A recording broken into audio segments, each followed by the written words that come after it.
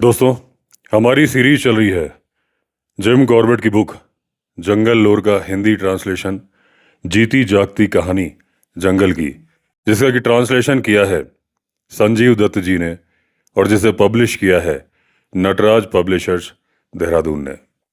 हमारी अगली कहानी है। जिम कॉर्बेट साहब बोलते हैं, अपने बचपन के दिनों में स्कूल में बिताए 10 वर्षों के दौरान और फिर जब मैं बंगाल में काम कर रहा था तो 2 बड़ी जंगों के बीच में मैं जब भी छुट्टी लेता था, मैं अपना सारा वक्त काला डूंगी के इर्द गिर्द जंगलों में ही बिताता था। इन दिनों यदि मैंने जंगल की उतनी जानकारी अपने भीतर नहीं सोखी जितनी कि मुझे सोखनी चाहिए थी, तो ये गलती सिर्फ मेरी है, क्योंकि काम करने के बेहिसाब मौके मेरे पास थे, सीखने के मौके मेरे पास थे, और ये वो मौके ऐसे थे जो अब किसी को भी नहीं मिलने वाले। अब आबादी के दबाव से जंगल गायब हो गए हैं और वो बड़े बड़े इलाके जहां पर मेरे वक्त में जानवर बेखौफ घूमा करते थे, अब वहां पर खेती होने लगी है। जब से जंगलों को स्टैंडर्ड बनाने का काम शुरू हुआ है, तब से इससे जुड़ी हुई सारी बुराइयां हमारे जंगलों में आ गई हैं। हमारे जंगली जानवरों के लिए इससे ज्यादा बुरी बात कोई हो ही नहीं सकती थी। अब जंगलों को स्टैंडर्ड बनाने का नतीजा ये हुआ कि जिन पेड़ों पर फल और फूल लगते थे और जिनसे कई पक्षियों और जानवरों को खाना मिलता था, वो पेड़ पूरे के पूरे खत्म हो गए। जंगलों की यह बर्बादी मेरी निगाह में कतई गैर जरूरी थी। इस गैर जरूरी कटाई का एक नतीजा ये भी निकला कि लाखों लाख बंदरों को जंगल छोड़कर खेतों की तरफ आना पड़ा। अब सरकार की तकलीफ यह है कि बंदरों की तकलीफ से निजात पाने का कोई तरीका उसके पास नहीं है, क्योंकि हिंदुस्तान के लोग बंदरों के लिए बड़ी धार्मिक श्रद्धा रखते हैं। एक दिन आएगा जब इस मुश्किल का इलाज ढूंढना ही पड़ेगा, और जिन लोगों को यह काम करना पड़ेगा उनके लिए ये खासा मुश्किल काम होगा, क्योंकि अकेले यूनाइटेड प्रोविंस में ही कम से कम 1 करोड़ बंदर खेतों और बगीचों में होने वाले फलों पर अपना गुजारा चला रहे हैं। बहुत पीछे छूट गया था मेरा बचपन, और यदि उन दिनों में मुझे थोड़ा सा भी अंदाजा होता कि मैं आगे चलकर यह किताब लिखूंगा, तो मैंने जंगल के बारे में कुछ और ज्यादा जानकारी अपने भीतर समेटने की कोशिश की होती। मैंने जो वक्त उन दिनों जंगल में बिताया वो बहुत ही खुशियों से भरा हुआ वक्त था। उस खुशी में किसी किस्म की मिलावट नहीं थी, और उसी खुशी को अब मैं इस किताब के जरिए आपके साथ बांट रहा हूं। मेरा मानना है कि मेरी ये खालिस खुशी इस बात का नतीजा थी कि जंगल में रहने वाले सब जानवर और परिंदे अपने कुदरती माहौल में बेहद खुश थे। कुदरत में ना तो उनको कोई दुख होता है और ना ही होता है कोई अफसोस।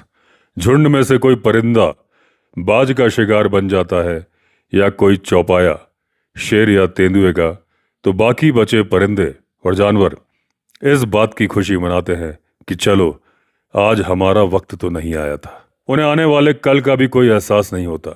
जब मैं नादान था तब नन्हे परिंदों और हिरण के छोनों को बाज, चीलों और दूसरे जानवरों के पंजों से छुड़ाने की कोशिश करता था, लेकिन जल्दी ही मुझे पता चल गया कि एक की जान बचाने से 2 की जान चली जाती है। सड़े हुए मांस और खून की वजह से बाज और चील के नाखूनों में और शेर तेंदुए के पंजों में जहर पैदा हो जाता है, और जब तक इनसे घायल हुए परिंदे या जानवर का ठीक ढंग से तुरंत इलाज ना किया जाए, जो कि जंगल में मुमकिन नहीं है, तो 100 परिंदे या जानवरों में से एक के ही जिंदा बचने की उम्मीद कर सकते हैं हम। दूसरी तरफ मारने वाला जानवर अपने शिकार से हाथ धोने की वजह से तुरंत ही दूसरा शिकार करता है, अपनी या फिर अपने बच्चों की भूख मिटाने के लिए। जंगल में कुछ परिंदों या जानवरों का जिम्मा कुदरत का संतुलन बनाए रखने का होता है, और अपना जिम्मा पूरा करने के लिए और इसके साथ अपना पेट भरने के लिए ये जरूरी है कि वो शिकार करे। शिकार का यह काम जब भी मुमकिन होता है पूरी तैयारी और पूरी उस्तादी से किया जाता है। शिकार करने वाले जानवर के लिए अपना काम तेजी से निपटाना इसलिए जरूरी है कि उसके दुश्मनों का ध्यान उसकी तरफ ना जाए, और मुझे यह मान लेने में कोई भी बुराई नहीं दिखती कि मारने में इतनी तेजी दिखाने का इंतजाम कुदरत ने इसलिए किया है कि मरने वाले जानवर या परिंदे को कम से कम तकलीफ हो। जंगल में हर जानवर का शिकार करने का अपना तरीका होता है और हर मामले में जो अलग तरीका अपनाया जाता है उसमें इस बात का ध्यान रखा जाता है कि मारने वाले जानवर और मरने वाले के आकार में कितना फर्क है। मिसाल के तौर पर हमारे जंगलों में रहने वाला एक बाज ज्यादातर अपना शिकार जमीन पर करता है, लेकिन कभी कभी किसी छोटे परिंदे को वो हवा में ही पकड़कर मार देता है और उड़ते ही उड़ते उसे खा भी लेता है। एक और मिसाल यह है कि शेर कभी भी अपने शिकार को काबू में करने के लिए उस पर सवार हो जाता है और कभी तो एक थप्पड़ में ही उसे निपटा देता है। जंगल में रहने वाले जानवर अपने कुदरती माहौल में कभी भी गैर जरूरी शिकार नहीं करते। बहरहाल मजे के लिए या खिलाड़ी के तौर पर शिकार करने के मामले कभी कभी देखने को मिलते हैं और कुछ जानवर, खास तौर पर पाइन मार्टन, सीवेट, बिल्ली, नेवला असामान्य परिस्थितियों में अपनी जरूरत से ज्यादा शिकार कर लेते हैं। जंगल में खेल शब्द का मतलब लंबा चौड़ा होता है और इसके लिए कई मतलब निकाले जा सकते हैं। आगे चलकर मैं 2 किस्से बयान करने जा रहा हूं। हो सके तो इनका मतलब आप अपने खुले मन से निकालिए। जब पर्सी विंधम कुमाऊं के कमिश्नर थे तो यूनाइटेड प्रोविंस के गवर्नर सर हारकोट बटलर ने उन्हें एक अजगर लाने के लिए कहा। अजगर की जरूरत लखनऊ में खुले नए नए चिड़ियाघर के लिए थी। जब विंधन साहब को गवर्नर की गुजारिश की खबर मिली तब वो अपना सर्दियों वाला दौरा कर रहे थे। काला डूंगी पहुंचने पर विंधम ने मुझसे पूछा कि तुम्हें किसी ऐसे अजगर के बारे में मालूम है, एक ऐसा अजगर जिसे कि एक कमिश्नर गवर्नर को पेश कर सके। अजगर ऐसा होना चाहिए जिससे हमारे जंगल की शान भी बढ़े। कमाल की बात यह थी कि मुझे सचमुच एक ऐसे शानदार अजगर की जानकारी थी। अगले दिन विंधम साहब, उनके 2 शिकारी और मैं हाथी पर सवार होकर उस अजगर को देखने के लिए निकल पड़े। मैं इस अजगर को कई बरसों से जानता था, इसलिए हाथी को रास्ता बताने में मुझे कोई मुश्किल नहीं हुई। अपनी पूरी लंबाई में अजगर पानी की धार में लेटा हुआ था और सोडा वाटर जैसा साफ पानी अजगर के शरीर से 1-2 इंच ऊपर बह रहा था। पूरी दुनिया को यही लगता था जैसे किसी अजायब घर में कांच की पेटी में सजाकर एक शानदार अजगर का नमूना रखा हो। अजगर को देखते ही विंधम साहब ने बोला कि हाँ, ये बिल्कुल वैसा ही अजगर है जैसा कि वो चाहते हैं। उन्होंने महावत से रस्सी मांगी। महावत ने हौदा बांधने के लिए इस्तेमाल की गई रस्सी का टुकड़ा खोल दिया और उन्हें सौंप दिया। रस्सी में हाथ में आने के बाद विंधम साहब ने रस्सी के एक सिरे पर फंदा बनाया और दोनों शिकारियों को हाथी से उतरने के लिए कहा। फंदा उनके हाथ में थमाते हुए विंधम ने उनसे अजगर को पकड़कर लाने के लिए कहा। दोनों आदमियों के चेहरे पर डर भरी हैरत पैदा हुई। उन्होंने कहा, साहब, हमसे ना हो पाएगा, यानी कि हमारे लिए काम बिल्कुल नामुमकिन है।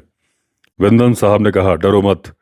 उन्होंने डरे हुए दोनों शिकारियों को दिलासा दिलाया कि इस काम में कोई खतरा नहीं है, लेकिन फिर भी यदि अजगर उन पर हमला करने की कोशिश करता है तो वो इसे गोली से उड़ा देंगे। विंधम साहब के पास भरी हुई बंदूक थी। दोनों शिकारी बिल्कुल भी इस बात के कायल नहीं हो पाए। लिहाजा मेरी तरफ पलटते हुए विंधम साहब ने मुझसे पूछा कि क्या मैं उनकी मदद करना चाहूंगा। मैंने पूरा जोर देते हुए विंधम साहब को यकीन दिलाया कि शायद पूरी दुनिया में मेरे लिए इससे ज्यादा नापसंद काम कोई दूसरा नहीं होगा। विंधम साहब ने चुपचाप अपनी बंदूक मेरे हाथ में थमाई और नीचे खड़े शिकारियों से जा मिले। मुझे इस बात का सख्त अफसोस है कि इस मौके पर मेरे हाथों में मूवी कैमरे की जगह राइफल थी। अगले चंद मिनटों में जो कुछ हुआ वाकई फिल्म बनाने लायक था। अपनी पूरी जिंदगी में इससे ज्यादा मजेदार वाक्य मैंने कभी देखा नहीं। विंधम साहब का इरादा यह था कि वे फांसी जैसे फंदे में अजगर की पूंछ फंसाकर वे उसे सूखी जमीन पर खींच लेंगे और फिर बांध बूंद कर हाथी पर लाद देंगे। विंधम ने जब अपना इरादा शिकारियों पर जाहिर किया तो उन्होंने रस्सी का फंदा विंधम को थमा दिया और बोले, हुजूर, पहले आप। उन्होंने कहा, यदि आप इसे अजगर की पूंछ पर चढ़ा देंगे तो वो उसे खींच लेंगे। विंधम का पक्के तौर पर यह मानना था कि अजगर पर फंदा डालने का काम शिकारी ज्यादा बेहतर तरीके से कर सकते हैं, लेकिन शिकारियों का कहना था, हुजूर, पहले आप। आखिरकार 10 बार आगे बढ़ने और पीछे हटने के बाद और अजगर को खबरदार ना होने देने के लिए कई तरह की बेवकूफ़ाना हरकतों के बाद तीनों आदमी पानी में उतर गए। हर आदमी की कोशिश यही थी कि वे जितना बन सके उस फंदे से दूर रहे, और ये सब करते हुए बड़े बेमन से वे अजगर के नज़दीक पहुंचे। जब तक अजगर उनसे हाथ भर दूर था तो वे फंदा डालने के लिए एक दूसरे को आगे धकेलने लगे। इतने में अजगर ने अपना सिर 1 या 2 फुट ऊपर उठाया और मुड़कर उनकी तरफ बढ़ने लगा। दोनों शिकारियों ने हाक लगाई, भागो साहब, और पानी से बाहर भाग लिए। उनके पीछे विंदम भी भागे और तीनों दौड़ते हुए धार के किनारे उगी हुई घनी झाड़ियों तक आ पहुंचे। उधर अजगर तैरता हुआ बड़े जामुन के पेड़ की जड़ों में घुस गया और हमारी निगाहों से ओझल हो गया। इधर महावत और मैं पेट पकड़कर इतना हंसे कि हाथी से गिरते गिरते बचे। 1 महीने बाद मुझे विंदम की चिट्ठी मिली कि वे अगले दिन काला डूंगी पहुंच रहे हैं और एक बार फिर अजगर को पकड़ने की कोशिश करेंगे। जॉफ हॉपकिंस और इंग्लैंड से तभी तभी आया एक दोस्त भी मेरे साथ था। विंडम की चिट्ठी मिलने पर हम तीनों देखने के लिए निकल पड़े कि अभी अजगर उस जगह पर है या नहीं। जामुन के जिस पेड़ की जड़ों के नीचे अजगर उस दिन जा छिपा था, उसके नज़दीक एक मैदान था जहां पर सांबर अक्सर आया करते थे। कई पुश्तों से सांबरों के खुर से दबकर वहां की मिट्टी एकदम बारीक पाउडर जैसी हो गई थी। अपना अजगर हमें इसी मिट्टी पर पड़ा मिला। हमारे पहुंचने के कुछ मिनट पहले ही ऊद बिलाव के एक जोड़े ने उसे मार दिया था। अजगर और घड़ियाल को मारने के लिए ऊद बिलाव एक खास तरीका अपनाते हैं। मैंने कभी सुना नहीं कि ऊद बिलाव या अजगर मगरमच्छ को खाने के लिए मारते हैं, इसलिए यही माना जा सकता है कि वे शिकार सिर्फ मजे या खेल के लिए करते हैं। बहरहाल उनका तरीका बड़ा अजीब है। अजगर या मगरमच्छ को अपने शिकार के तौर पर चुन लेने के बाद ऊद बिलाव जोड़े में आते हैं और अपने शिकार के दोनों तरफ मुस्तैदी से जुट जाते हैं। जब अजगर या मगरमच्छ एक तरफ मान लीजिए कि दाईं तरफ से खुद को हमले से बचाता है तो बाईं तरफ वाला हमला बोल देता है। ऊद बिलाव की कोशिश हर बार यह होती है कि वह अपने शिकार की गर्दन पर और सिर के जितना नजदीक हो सके अपने दांतों से काटे। ऊद बिलाव बहुत ज्यादा फुर्तीले होते हैं। जब दाईं तरफ वाला अपने शिकार को छकाता है तो बाईं तरफ वाला फुर्ती से कूदकर अपने दांत गड़ा देता है। इस तरह से बारी बारी से हर बार थोड़ा थोड़ा काटते हुए ऊद बिलाव अपने शिकार की पूरी गर्दन इतनी गहरी काट डालते हैं कि नीचे की हड्डी दिखाई देने लगती है। हालांकि तब भी मरने में अजगर और मगरमच्छ को कुछ समय लगता है, क्योंकि दोनों ही बड़े सख्त जान होते हैं और जिंदगी पर उनकी पकड़ बहुत मजबूत होती है। अभी जो वाकया मैंने आपको बयान किया है उसमें अजगर की लंबाई 17.5 फीट और मोटाई 26 इंच थी। इस अजगर को मारने के दौरान ऊद बिलावों को भी अपनी जान का जोखिम जरूर रहा होगा। ऊद बिलाव बड़े कलेजे वाले जानवर होते हैं। बहुत मुमकिन है कि इंसानों की तरह उन्हें भी लगता हो कि जिस खेल में जितना ज्यादा जोखिम है उसमें उतना ही ज्यादा मजा है। दूसरा वाकया एक बड़े हाथी की शेरों के जोड़े से लड़ाई का है। यदि आपको मेरी खेल के तौर पर शिकार की थ्योरी से इत्तेफाक नहीं है तो जंगल के मालिक और जंगल के राजा रानी के बीच हुई खूनी मुठभेड़ की कोई और वजह मैं आपको बता नहीं सकता। हिंदुस्तानी अखबारों में इस मुठभेड़ के बारे में ढेरों चर्चे होते रहे और कई जाने माने शिकारियों ने स्टेट्समैन और पायनियर अखबार के संपादकों को भी पत्र लिखे।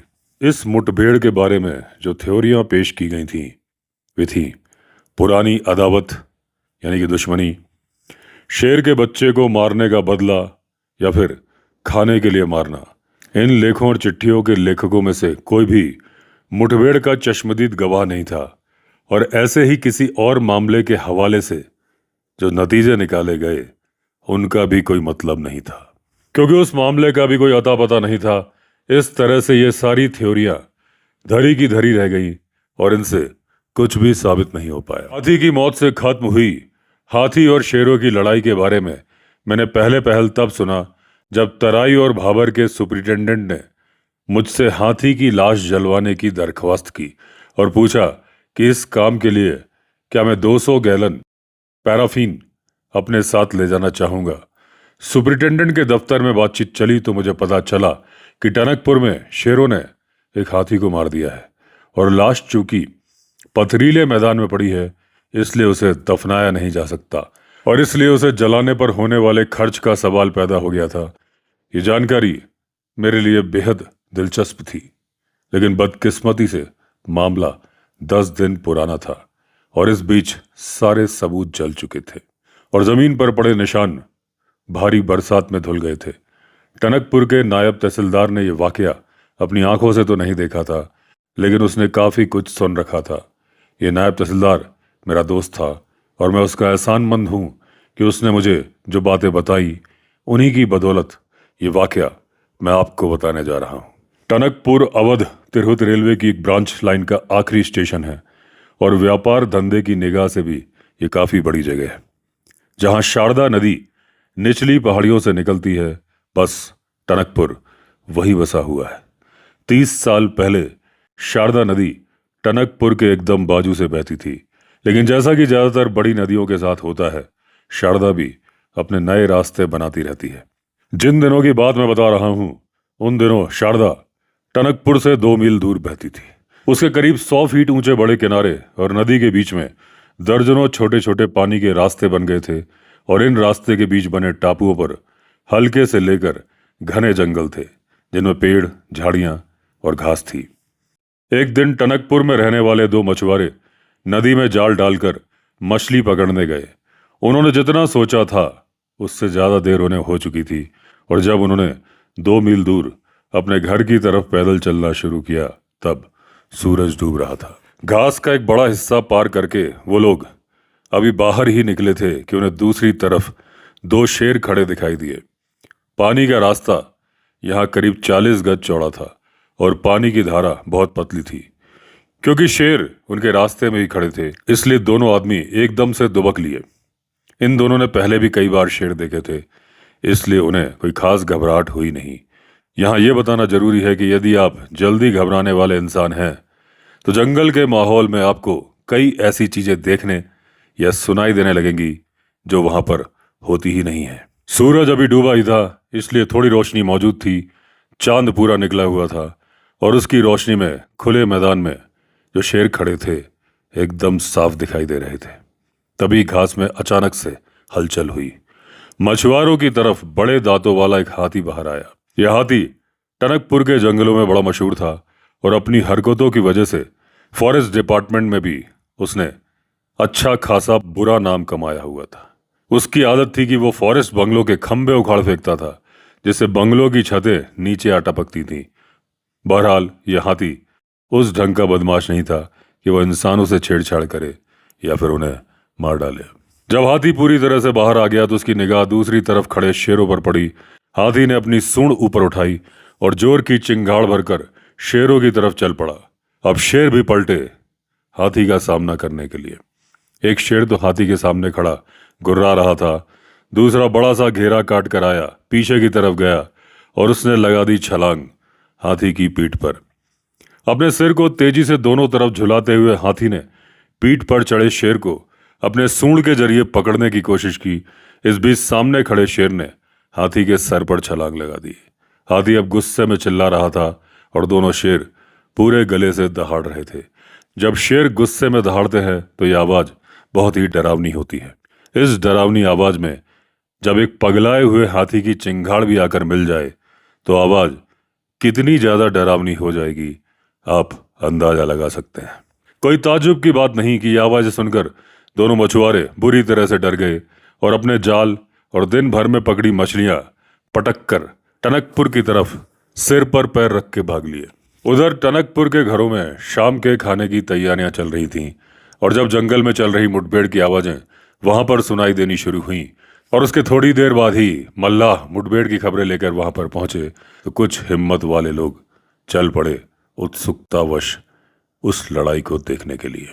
लेकिन जब वो वहां पर पहुंचे और उन्हें समझ में आया कि हाथी और शेर लड़ते लड़ते उन्हीं की तरफ आ रहे हैं, तो एकदम से भगदड़ मच गई और अगले ही कुछ मिनटों में टनकपुर के हर घर के दरवाजे मजबूती से बंद हो गए। लड़ाई कितनी देर चली, इस बारे में लोगों के बयान अलग अलग थे। कुछ लोग इस बात पर अड़े रहे कि लड़ाई रात भर चलती रही, जबकि दूसरे लोगों का मानना था कि आधी रात को लड़ाई खत्म हो गई थी। मिस्टर मैटेसन एक रिटायर्ड बुजुर्ग थे जो कि नदी के किनारे अपने बंगले में रहते थे। लड़ाई जहां चल रही थी वहां से उनका बंगला बहुत नजदीक था। मिस्टर मैटेसन का कहना था कि लड़ाई कई घंटे तक चली और इतनी ज्यादा डरावनी और रोंगटे खड़ी करने वाली आवाजें उन्होंने जिंदगी में इससे पहले कभी नहीं सुनी थी। रात को गोलियां चलने की आवाज भी सुनाई दी थी, लेकिन यह बात साफ हो नहीं पाई कि गोलियां पुलिस ने चलाई थी या फिर मिस्टर मैटिसन ने। बहरहाल जो भी हो, इन गोलियों का कोई असर हुआ नहीं। ना तो वहां पे लड़ाई बंद हुई, ना ही वो जानवर वहां से दूर गए। अगली सुबह टनकपुर के लोग दोबारा उस ऊंचे से मैदान पर जा पहुंचे। बड़े बड़े पत्थरों से भरे 100 फुट चौड़े किनारे पर उन्हें मरा हुआ हाथी दिखाई दिया। नायब तहसीलदार ने जिस तरह की चोटें बयान की, उससे समझ में आता था कि साफ तौर पर हाथी की मौत ज्यादा खून बह जाने से हुई थी। शेरों ने हाथी का कोई भी हिस्सा नहीं खाया था। मरे और घायल शेर ना तो तब वहां पर पाए गए, ना ही बाद में टनकपुर के आसपास पाए गए, यानी कि शेर जिंदा रहे थे। मैं आपको पहले ही बता दूं कि मुझे नहीं लगता कि शेरों का इरादा हाथी को जान से मारने का था। किसी पुरानी अदावत का बदला लेने वाली थ्योरी, अपने बच्चे के मारे जाने से उपजा गुस्सा और पेट भरने के लिए हाथी को मारना, ये बातें कोई मायने नहीं रखती और समझ में भी नहीं आती। बहरहाल सच्चाई है कि एक बड़ा हाथी जिसके दांतों का वजन ही 90 पाउंड था, टनकपुर के नजदीक 2 शेरों के हाथों मारा गया था। मेरा मानना यह है कि जिस बात की शुरुआत एक शरारत भरी खिलवाड़ से हुई थी, वो आगे चलकर एक खूनी जंग में बदल गई थी। शेरों के जोड़े में एक नर था और दूसरी मादा। वे उस वक्त सबसे ज्यादा खुशी देने वाले कुदरती काम को अंजाम देने की तैयारी कर रहे थे कि तभी यह हाथी वहां पर पहुंच गया था और उनके प्रेम में खलल डालने लगा था। इसके बाद तो लड़ाई होनी तय थी। मेरा ख्याल है जब दूसरा शेर हाथी के सिर पर लपका तो उसने एक झपट्टे में ही हाथी की आंखें निकाल ली थी और उसके बाद अंधा हुआ हाथी लगातार इधर उधर भाग रहा था। ऐसे ही भागते भागते वो नदी के किनारे जा पहुंचा, जहां बाद में उसकी लाश पाई गई। यहाँ बड़े बड़े गोल पत्थरों से जमीन भरी हुई थी, जिसकी वजह से हाथी को जमीन पर सही पकड़ नहीं मिल रही थी। यहाँ आकर हाथी एकदम बेबस हो गया था और वो पूरी तरह से शेरों की दया का मोहताज हो गया था। लेकिन शेरों ने जो जख्म खाए थे, उनकी वजह से उन्होंने लाचार हाथी पर कोई दया नहीं दिखाई। सभी मांसाहारी जानवर अपने शिकार को दांतों से मारते हैं। वे मांसाहारी जानवर जो अपने शिकार के पीछे दबे पांव जाते हैं और कई बार अपने शिकार की जान लेने के पहले उसे नाकाम बनाने के लिए वे अपने पंजों का इस्तेमाल करते हैं। जंगल में किसी मांसाहारी जानवर के हाथों उसके शिकार को मारा जाता हुआ देखना बड़ा ही मुश्किल है और बहुत कम लोगों को ऐसा मौका मिलता है। जब भी किसी को ऐसा मौका मिलता है तो मारने वाले जानवर की शुरुआती हरकतें इतनी तेज होती हैं कि उन्हें समझ पाना बड़ा मुश्किल है। मुझे करीब 20 बार शेरों और तेंदुओं का शिकार बनते जानवरों को देखने का मौका मिला है, लेकिन ये बात मैं ठीक ठीक बयान नहीं कर सकता कि अपने शिकार को पकड़ लेने के बाद उसे शेर या तेंदुआ किस ढंग से मारते हैं। मैंने सिर्फ एक बार देखा है कि मादा चीतल हवा के बहने की दिशा में घास खा रही थी और उस पर सामने से हमला किया गया। शेर और तेंदुओं के हाथों मारे जाने वाले जानवर अपने सींगों से उन्हें चोट पहुंचा सकते हैं, ये बात शेर और तेंदुओं को मालूम होती है। इसीलिए वो ज्यादातर शिकार अपने जानवर को पीछे से पकड़कर करते हैं, यदि एकदम पीछे से नहीं तो थोड़ा किनारे से। शेर और तेंदुए एक ही छलांग या थोड़ा सा दौड़ने के बाद अपने शिकार को पंजों से पकड़ लेते हैं और बिजली की रफ्तार से ही एक ही झटके में उन्हें गले से पकड़कर जमीन पर पटक देते हैं। अपने शिकार को जमीन पर पटकने में शेर या तेंदुओं को बड़ा होशियार रहना पड़ता है, क्योंकि किसी भी बड़े सांबर या चीतर की एक दुलत्ती से उनका पेट फट सकता है। खुद को चोट से बचाने के लिए अपने शिकार को फिर अपने पैरों पर दोबारा खड़ा ना होने देने के लिए वे अपने शिकार के सिर को जमीन की तरफ खींचते हुए उसे मरोड़ भी देते हैं। इस तरह जमीन पर पटका हुआ जानवर चाहे जितनी दुलत्ती मारे, शेर या तेंदुए को चोट लगने का कोई खतरा नहीं रहता। इस हालत में यदि शिकार उठने या बैठने या करवट लेने की कोशिश करेगा तो उसकी गर्दन अपने आप टूट जाएगी। कई बार ऐसा भी होता है कि जब किसी बड़े जानवर को धरती पर पटका जाता है तो जमीन पर गिरने की वजह से ही उसकी गर्दन टूट जाती है और कई बार गर्दन तोड़ने के लिए शेर और तेंदुए अपने दांतों का इस्तेमाल करते हैं। जब जमीन पर गिरने या हमलावर जानवर के दांतों से गर्दन टूट नहीं पाती तो उसे गर्दन मरोड़ कर मार दिया जाता है। जवान सांभर या चीतल की एक ही दुलत्ती शेर या तेंदुए की पेट की आंतें बाहर निकालने के लिए काफी है, इसलिए उन्हें शिकार को जमीन पर गिराते वक्त खास ख्याल रखना पड़ता है। चोट से बचने और यह तसल्ली करने के लिए कि शिकार अपने पैरों पर खड़ा ना हो सके, जमीन पर गिराते वक्त उसकी गर्दन मरोड़कर उसे सिर के बल पटका जाता है। जब इस तरह शिकार को गिराकर काबू में रखा जाता है तब वह कितनी ही दुलत्तियां झाड़ सकता है, पर इससे कोई चोट शेर या तेंदुए को नहीं लग पाती। शिकार ना तो खड़ा हो पाता है, ना पलट सकता है। पलटने पर गर्दन टूट सकती है। आमतौर पर शिकारी के जानवर फाड़ने वाले लंबे दांत जब गड़ते हैं तो गर्दन टूट जाती है। जब शिकार की गर्दन दांत गड़ाने या गिरने से नहीं टूटती तो उसे गला घोट कर मार दिया जाता है। मैंने किसी तेंदुए को अपने शिकार के घुटने के पीछे की नस को काट कर मारते नहीं देखा। हालांकि शेर को मैंने ऐसा करते हुए बहुत बार देखा है। ऐसे सभी शिकारों की नस शेर अपने दांतों से नहीं बल्कि पंजों से काटते हैं। नैनीताल से 6 मील दूर समधर पहाड़ी पर मेरे दोस्त की गाय का शिकार ऐसे ही किया गया था। इसकी जानकारी मेरे दोस्त ने मुझे दी थी। मेरे दोस्त के पास गायों का झुंड था। उसने शेर और तेंदुओं के हाथों कई ऐसे शिकार देखे थे। एक खास गाय की गर्दन पर घाव के निशान नहीं थे, पर उसका मांस जिस तरह से चीथड़े करके खाया गया था, उससे यह शक हो रहा था कि यह शिकारी जानवर शेर या तेंदुआ तो नहीं है, कोई दूसरा ही कोई जानवर है। जब मुझे यह खबर मिली थी, एक दिन निकला ही था। 2 घंटे बाद हम मौका वारदात पर पहुंच गए।